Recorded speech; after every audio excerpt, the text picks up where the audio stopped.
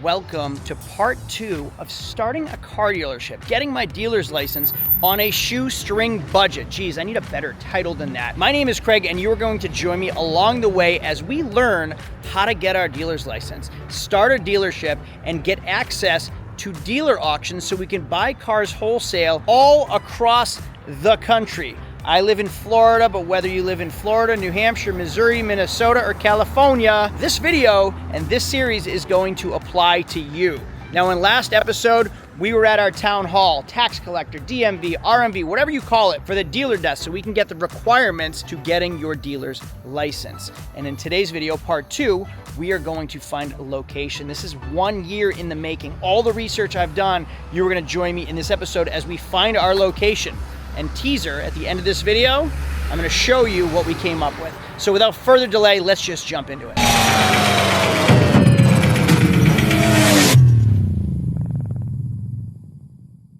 This video is 1 year in the making. It took me an entire year to research, drive around, explore, figure out everything I need to do to make this video. I am starting a car dealership over with nothing, from scratch, from the basics, and you're gonna join with me in my newest series. 1 year ago, I left a very profitable, very lucrative car dealership that I built from the ground up in New Hampshire so I could go to sunnier pastures and be able to drive things like this every day, 12 months a year. But I gave up a lot, including a business that I created from the ground up that paid for my lake house, paid for my home, paid for all my bills, paid for all of our vacations, and put a nice savings in our pocket. I left it all behind. And in this series, I am going to start a car dealership from scratch. And in today's video, we are going to find a location.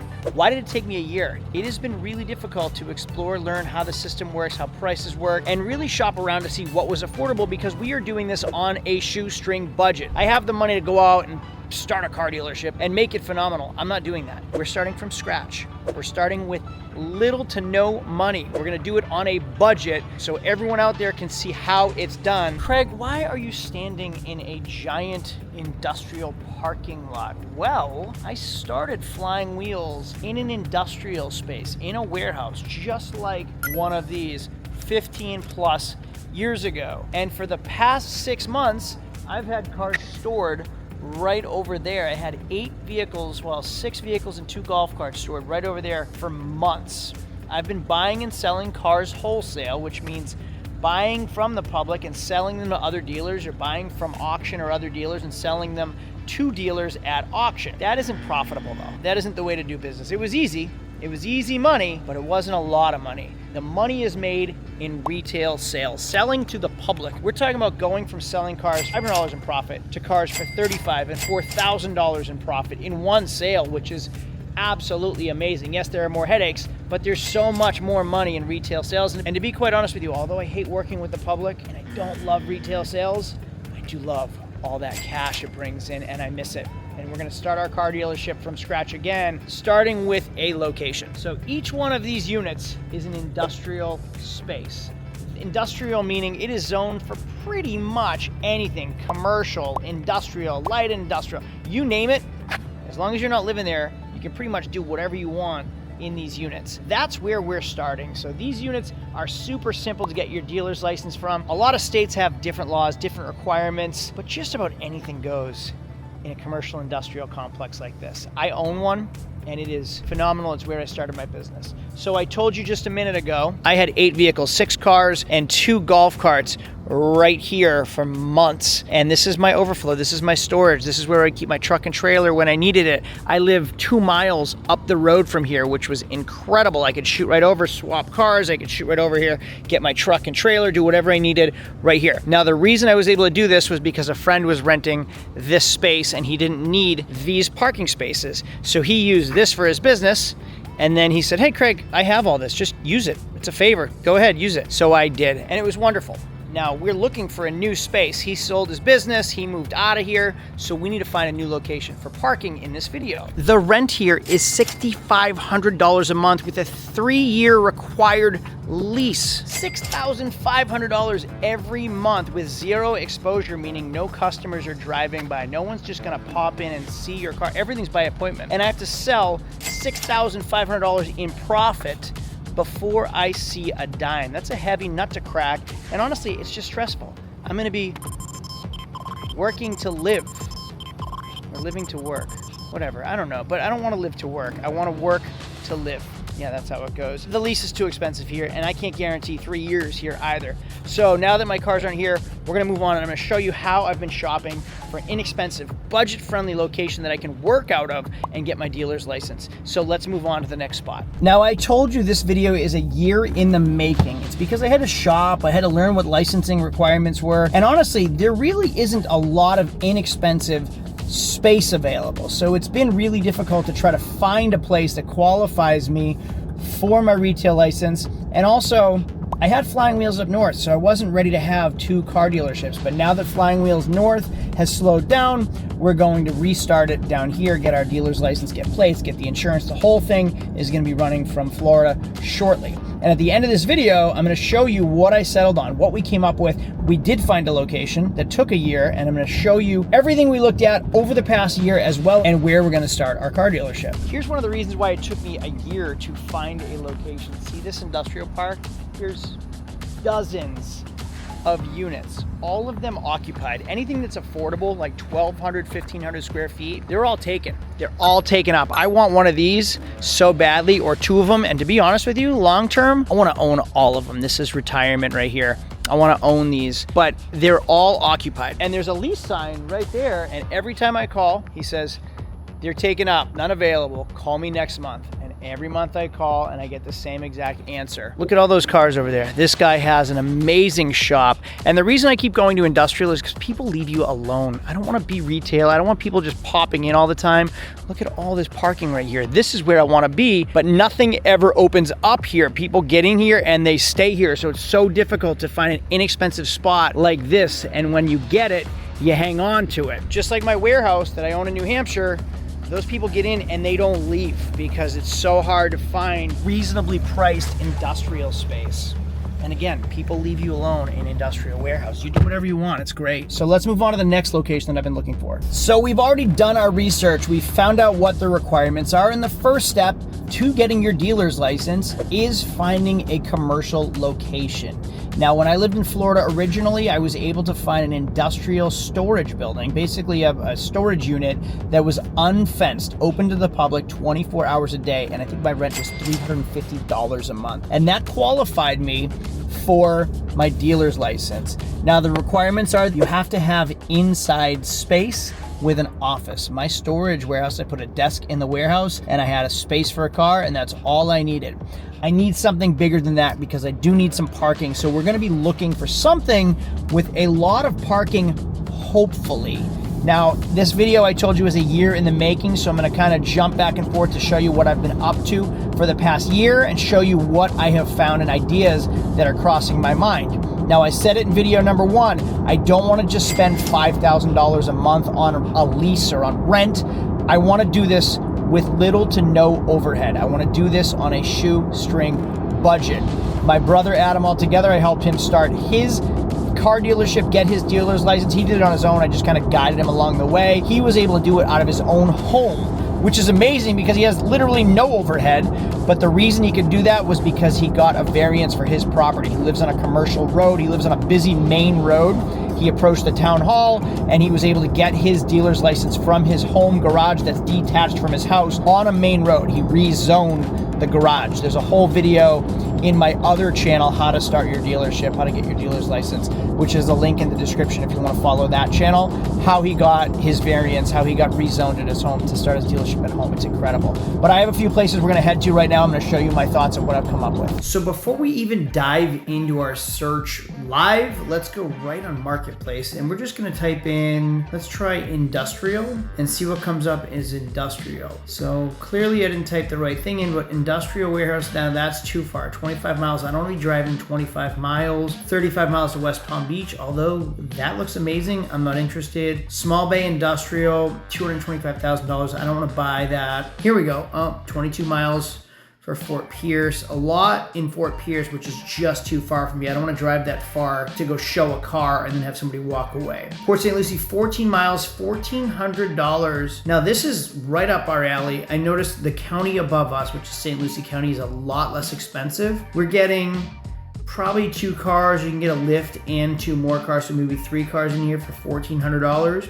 Commercial industrial corner warehouse with restroom for $1,400. That's not really gonna work. $3,000 auto dealer approved. Like, this is what we're looking for. This is the stuff we want. Auto dealer approved already. You can see there's the garage to enter, the bathroom, or that's the office right there, and this is the garage space. This is literally the unit I started my dealership with. Like, this is what it looked like. Here's the front office with a couch. I don't know why you have a couch unless you're shooting weird videos. Has a bathroom, 1,100 square feet. Yep, my first unit was 1,140 square feet. Move-in ready. Space permits auto dealers with minor repair, but it's in West Palm. That's too far for me. So here is my next option. You'll see rental office. Each one of these is a single unit. This is a real option. This is how I started my first car dealership. Each of these, it's like 10 by 20. So you get 10 feet wide, 20 feet deep. It's about a car's width, and you can kind of put a desk to make an office. This is roughly, I think it's $600 a month. So I could rent this just a few miles from my house, $600 a month, but it fits 1 car. Again, this is how I started my very first car dealership in Florida. You can see there's no fence, so it's open to the public. Anybody can come in and out, and that's one of the rules, one of the requirements.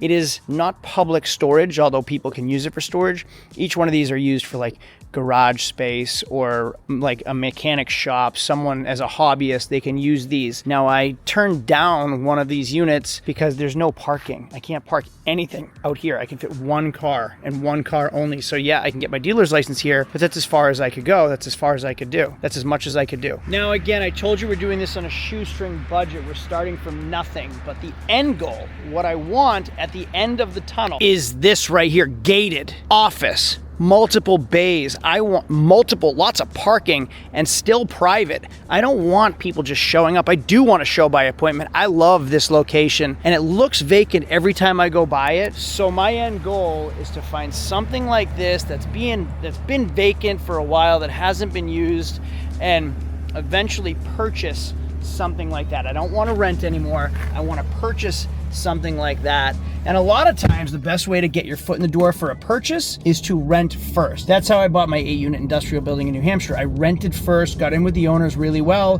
got to know them really well, and when they were ready to sell, I put the bug in the ear and said, hey guys, when you want to sell it, call me. When you want to sell it, tell me. When you're ready to sell it, let me know. And they did, and that's how I ended up with it. So you might not find that purchase location right off the bat, but you can rent to start, and then just put the bug in the ear. Hey, when you're ready to sell, please let me be the first one that you inform. All right, last thing for tonight, and then tomorrow we're gonna show you our new location. Last thing for tonight, I'm gonna show you what I've been up to for the past year. Right behind these gates would not qualify for a dealer's license, again, because it's gated, there is no public access, but this is public storage. This is what I've been using to store my vehicles when I need extra space. Well, you may recognize this truck, my Cummins Ram, and that trailer right there. Inside there is a car, so we have a truck, a trailer, and a car inside. I pay for 1 spot, truck and trailer parking, which gives me 3 spots eventually, because that's essentially inside storage. I said essentially twice. Now you'll see behind me, there are so many vehicles being parked here. It's because a lot of Florida is HOA. They have a lot of rules, a lot of regulations. Number one, this would never fit in my new house, but my previous house had a big enough driveway, but that isn't allowed even in the neighborhood, forget the driveway. So I had to find a place for the past year to park my truck and trailer. Now, I showed you the industrial park that I had things parked at. That wasn't available to me a year ago when I moved here. So I had to think outside the box. I had to be resourceful, and I had to figure out a way to park vehicles when I don't have space to park vehicles. So I popped into multiple storage facilities to see who has space available. Outdoor parking for trucks and trailers, as well as indoor parking for vehicles. So I rent 2 of these units to keep 1 car in each unit, and then I have a truck trailer with a car in the trailer. So we have 3 over there for 5 spaces. here. Now I can't show customers cars, I can't conduct business here. This is strictly for storage, and sometimes I tinker around with my cars here, and that is as far as it goes. I cannot get a dealer's license here. Now the rates have increased. I pay roughly $750 for these spaces to fit 5 cars or 4 cars with a trailer. I pay $750 a month without being able to conduct business here. So it gets really, really expensive to just store cars. But it's gated, it's safe. I know they're not going anywhere. And when you have projects, sometimes things get put on backlog, like I might be waiting for parts. Inside one of these, I have my Mustang GT. That car I bought like 4 months ago and I haven't even touched because I've had other projects. So I need space for cars. When I find a great deal, I buy it and it might sit for a little while. It goes in storage. Now I'm ready to conduct business. I'm ready to get my license. So I need a place where I can just work out of.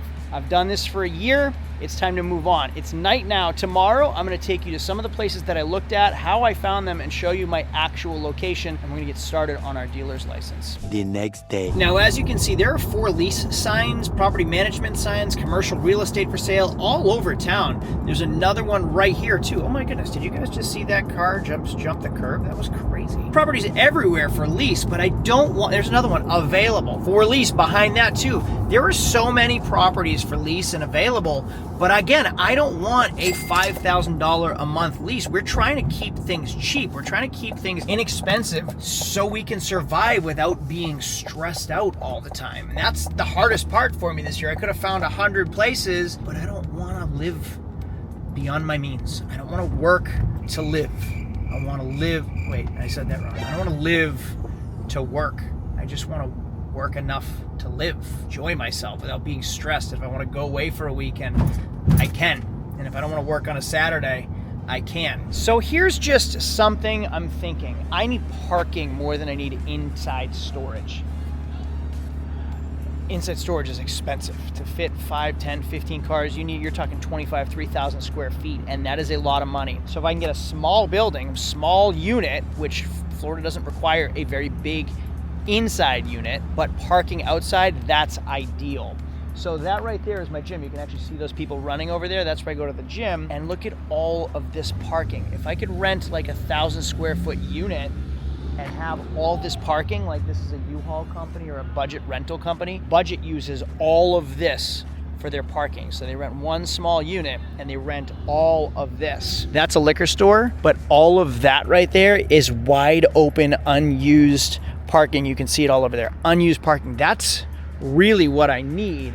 And then all this unused parking. The problem with this is it is just in the wide open. Like people can take, steal, do whatever they want to anything I leave out here, which is a little scary for me. So this is kind of out of the question, although the parking would be ideal for me. Now I have to be somewhat centrally located to here because there is an auction right up the road and there's also a CarMax right up the road that way. So a lot of my inventory is gonna come from around here. And I don't have Papa Al every Thursday with me hanging out, who's my grandfather up in New Hampshire. He was with me every Thursday helping me move cars, helping me build my business. I don't have that. This is just me with a trailer, so I need to be somewhat local to the auctions so my transportation costs don't go nuts. Now, if you look right here, this public storage unit, it's fenced in. It's not gonna work because it is not open to the public. However, across the street, these are for lease. And if I look right there, for lease, $450 a month for an office unit right there. Now there's no parking. Office is $450 a month, which is a requirement in my state. So if I can get that office for $450 a month and then 2 parking spots, you're talking about qualifying to get a dealer's license for $450 every month. Now the problem is you can only sell 2 cars at a time. Like, what am I supposed to do? I need parking. That's my biggest problem. I need to park my cars. So that office, even though it's cheap, is kind of out of the question for me. Now this right here is my motivation. Look at the space this guy has with all that storage and all those garages. Oh my goodness, all that prep space for the extra cars. And then he has his front line out here. This is a beautiful, beautiful shop. I can't even imagine what overhead, what rent is on a place like this right in downtown. Now, speaking of downtown, I want to show you what I'm thinking in the meantime. Now, I purchased a piece of land over here a year ago that we will be building a duplex on. I've already done a video about that. But in the meantime, for a year, it's been vacant. This right here, I own this. It's costing me nothing right now, and it's pretty big. The problem is, it's not a great area. Now, I'm not saying anything about race, nothing. It has nothing to do with any specific color or anything. Just predominantly, it's just that this area it has a higher crime rate than a majority of the surrounding areas in my town.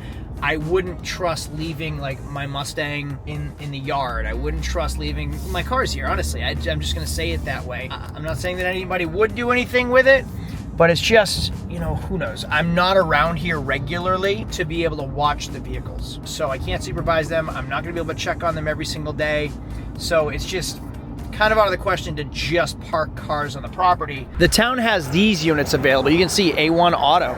They have a couple cars, but not a lot of parking. These types of units are all over town. Do you know if any of these units are vacant? I see one now here today.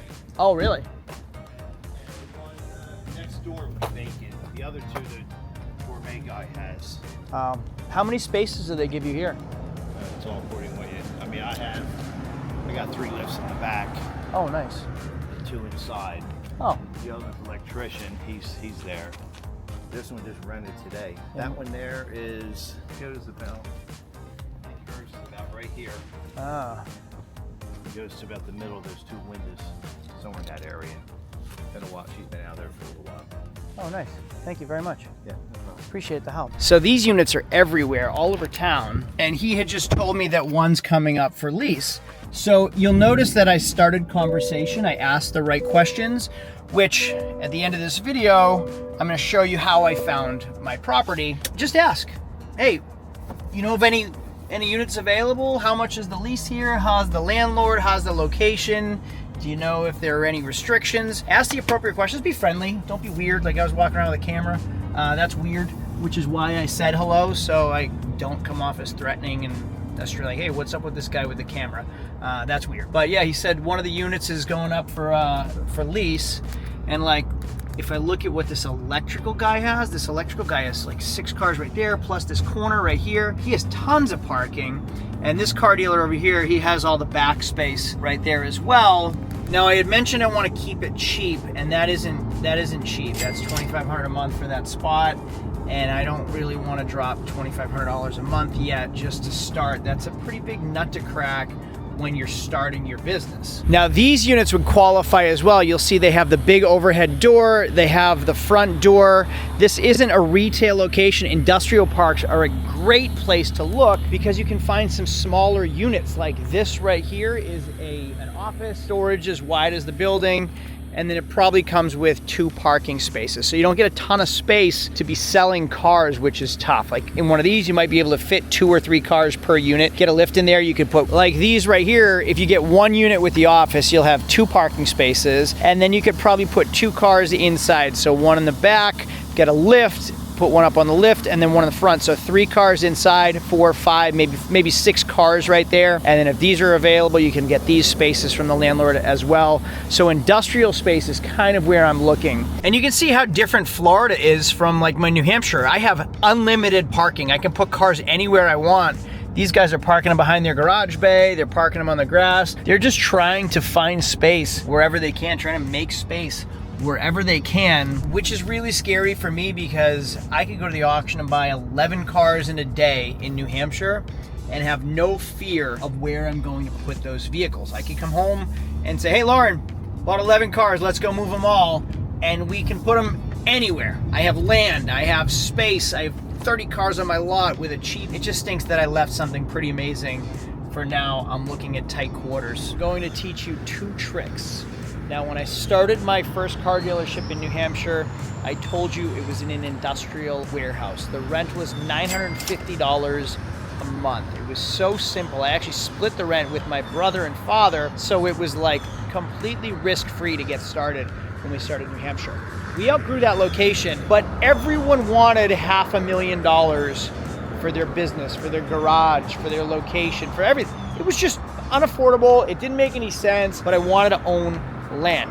I stumbled across my location in Danville. It was vacant, much like this right here. That is downtown Stewart. This is a 2-bay garage with an office with some parking right across from downtown, completely vacant. And to be honest with you, it's pretty gross. The roof needs to be done. Just the trim is all coming off. The soffits are all rotted. And then inside we can see that there's some water damage on the floor. So clearly the roof is leaking. If you look at the roof, it's falling apart. It actually looks a lot like Flying Wheels. It's my colors too, gray, white, and red. And then if you walk over here, the whole place needs to be redone. But this is what I do with cars. I'd be happy to do it with a property. Look at the office. It was one time in its glory a decent place. Has cars on the ceiling. See up there on the ceiling? See the cars on the ceiling up there? This is pretty much what I want. Going over here, parking here, has the spot for the sign already, has some palm trees, and then some on-street parking too if I needed it. This is how I bought my first building. I found the ugly that wasn't for sale. There's no for sale sign on this anywhere. I found the address. I went to my town tax assessor, gave him the address, which I did on this property. So I'm gonna get to this in a minute. So I looked up the address, Googled the address, couldn't find the homeowner or the landowner, so I went to the county tax assessor's website, typed in the address, found the owner, did some real FBI searching, Googled the owner, couldn't find any information. Eventually I found like a name similar on Facebook, looked that up, and I was able to track her business, called her business, asked if she knew this person. She said, yes, this is my husband. Got the husband's phone number because I said I'm interested in buying the property, if he'd be interested in selling it. And then he said, no, I'm not interested in selling it. I actually have plans to demo it. We're building a restaurant or something. So he's putting a restaurant. So he's putting a nicer business in downtown. So unfortunately, he's getting rid of this, which would be so perfect for me. I find the ugly. This place has been vacant for, who knows, looks like years. This is the stuff I want. This is how I got Danville. I found the man's name. He didn't have a phone number. I sent him a handwritten letter. Said, I'm interested in your property. It looks abandoned. Would you be interested in selling? I gave him my phone number. From there, he called me and we negotiated, and I am buying the property from him. No realtors, just scored it. And that's how I really established my business, was writing a handwritten letter. Like you saw me talk to that other guy. Just reach out, make yourself known. I tried on this one, unfortunately it didn't work. And here's why I wanted this one over that one with the for sale sign. Dead bird. Also, check out these shoes, love them. Dead bird. Pretty bird. Can you say pretty bird? Pretty bird. Pretty bird. Yeah, can you say pretty bird? Pretty bird. Who knows the movie? Tell me in the comments. All right, forget that. This is for sale if anyone wants to call Rosie Shepherd. This garage, doors, this parking, that building over there, this is 2 units for rent. This is all included. That is all included. It is an established hot rod shop with tons of space, tons of parking, a few lifts, tools, equipment, storage. This is what I wanted. This is what I thought I could get at a pretty fair price. This is what I thought I could rebuild on my own, make a name for myself right in downtown, and be the guy that everybody knows, oh, that's Flying Wheels right downtown in downtown Stewart, right near the water. That's the water right there. Yeah, I know that guy. He's got a great shop. It's beautiful over there. He sells some cool cars. That's what I want. But this guy won't sell it to me. And even still, how much parking? 4, 5 cars here, 2 or 3 there, a couple in the garage. You'll probably get 10 to 12 cars here total. And I'm sure I'd still need approvals from the town, but darn it. That is what I want. Palm trees and an old-fashioned sign right there. Just make this look like a hot rod shop, like it was in the movie Cars. Is really what I want, but that's not happening. So I told you earlier in this video to put yourself out there, introduce yourself to people, let people know what you're up to, what you're searching for, and who knows, maybe if you throw the right bait, it'll catch the right fish. If I used that correctly, I don't even know. Well, anyway, I was on Facebook Marketplace and I found a storage facility. And I went to the storage facility, I couldn't really find it. And as I was driving around, I stumbled upon this place. This is Adil's Auto Center. So Adil has this unit, that unit, that unit, that car, that car, that car, that car, that car, that car, that car. This is his shop. And when I met Adil, I told him what I was looking for and he hooked me up. he gave me the deal. So that's how I got my shop, which I'll show you in just a minute. So I told the deal what I was up to and what I was looking for, and he said, I know just the guy, just the place. I have a friend.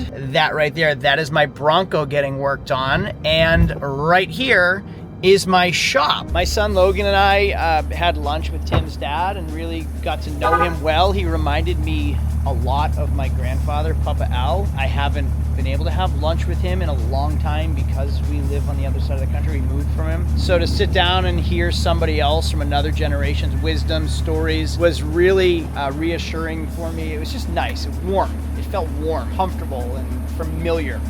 And I really got to know this person well, and I'm really looking forward to working here while also helping somebody else along his journey too. So I'm really, really excited to actually have a shop that is extremely affordable, that I can work out of, have my own projects that's not in my driveway, that's not in my yard, get my dealer's license. Let me show you the shop. In the next videos, we'll get working on our dealer's license. Really excited about this. Ending to video number 2. So here we go. We are at my new shop. Now the reason I didn't shoot this video for an entire year was because I wanted an ending. A lot of these videos take time. I don't just shoot it in a day. So you'll see my Land Rover here, my Ford Explorer here. I have, oh, my baby right there. Oh, my baby, my baby.